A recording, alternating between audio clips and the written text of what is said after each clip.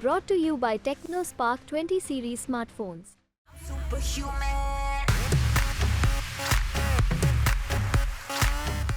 बिहार से एक बड़ी खबर सामने आई है। खबर यह है कि पवन सिंह को बीजेपी ने पार्टी से निकाल दिया है। अब आप सोच रहे होंगे कि बीजेपी ने पार्टी से पवन सिंह को क्यों निकाला, क्योंकि पवन सिंह काराघाट लोकसभा सीट से निर्दलीय उम्मीदवार में चुनाव में नामांकन किए।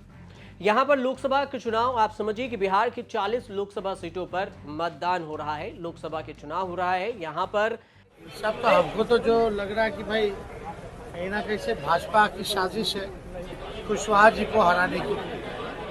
हो सकता है इस वजह से भाजपा दिखावटी कार्रवाई कर रही है, लेकिन अंदर ही अंदर भाजपा के लोग जो कुशवाहा जी को हराने के लिए कर रहे हैं।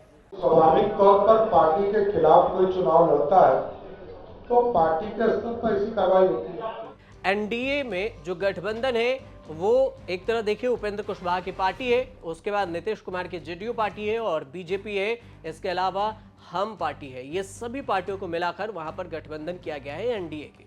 दूसरी तरफ है एनडीए, लेकिन एनडीए में ही दो फाड़ हो गई जब पवन सिंह को आरा से टिकट नहीं दिया गया। सबसे पहले चर्चा ये थी कि पवन सिंह आरा लोकसभा सीट से चुनाव लड़ना चाहते हैं। वो अपनी इच्छा भी जाहिर कर चुके थे कि हमें आरा लोकसभा सीट से ही चुनाव में टिकट दिया जाए, लेकिन बीजेपी में जैसे ही शामिल हुए तो बीजेपी ने उन्हें पश्चिम बंगाल के आसनसोल से चुनावी मैदान में उतार दिया, जहां से टीएमसी के सांसद वर्तमान में शत्रुघ्न सिन्हा है और उन्हीं से उनका टक्कर होना था। लेकिन पवन सिंह उस वक्त तो फिलहाल खुश हुए। कुछ ही दिन बाद, दो चार दिन बाद ही उन्होंने ये कह दिया कि वो आसनसोल से चुनाव नहीं लड़ेंगे। उसके बाद बीजेपी के जेपी नड्डा से मुलाकात हुई। मुलाकात के बाद पवन सिंह ने कहा कि सब कुछ ठीक है और समय आने पर यह तय हो जाएगा कि आगे क्या कुछ होता है। उसके बाद ये भी कयास लगाए जा रहे थे कि आरा से बीजेपी उन्हें लोकसभा चुनाव में मैदान में उतार सकती है, लेकिन बीजेपी आरा से उन्हें टिकट नहीं दी। उसके बाद फिर जब ये बात हुई कि पवन सिंह आखिर अब चुनाव कहां से लड़ेंगे, अचानक एक दिन फैसला होता है कि पवन सिंह अब बिहार के काराघाट लोकसभा सीट से चुनावी मैदान में उतरे हैं। उन्होंने ऐलान भी कर दिया।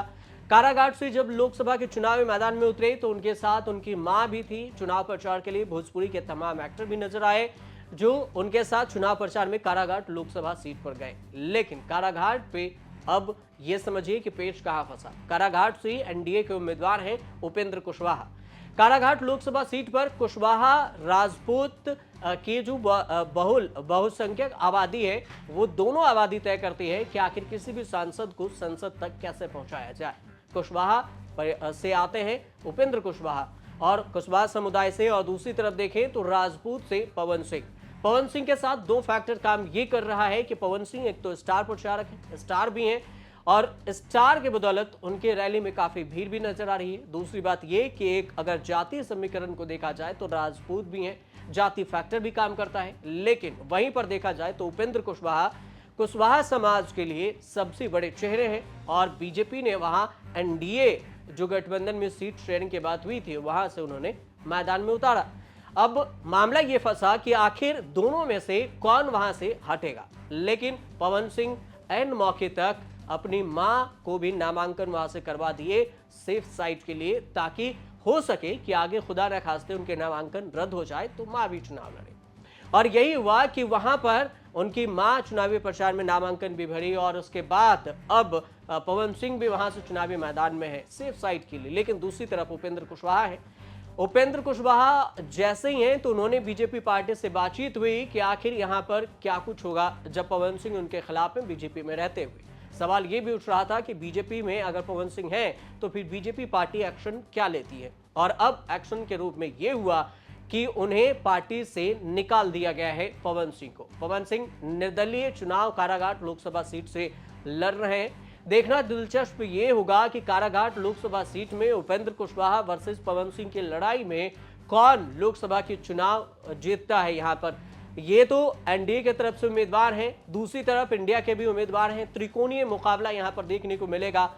एनडीए इंडिया वर्सेस निर्दलीय में पवन सिंह है उनकी लड़ाई। अब देखना दिलचस्प ये होगा कि इस तीनों में से कौन यहां पर जीतता है। लेकिन ये तो जरूर कहा जा सकता है कि पवन सिंह ने जो बगावत की थी उसकी सजा बीजेपी ने पार्टी से निकालकर दिया है एक तरह से। अब आगे क्या कुछ होगा, ये 4 जून को जब चुनाव परिणाम होंगे उसके बाद ही पता चल पाएगा कि यहां से कौन जीता कौन हारा। पवन सिंह क्या अपने अभिनेता में जैसे एक्टिंग में सुपरहिट रहे, वैसे चुनाव मैदान में पहली बार उतरे हैं, तो क्या वो उससे हिट हो पाएंगे या फिर फ्लॉप हो जाएंगे, ये सब 4 जून को पता चल जाएगा। फिलहाल आप देखते रहिए न्यूज़ तक।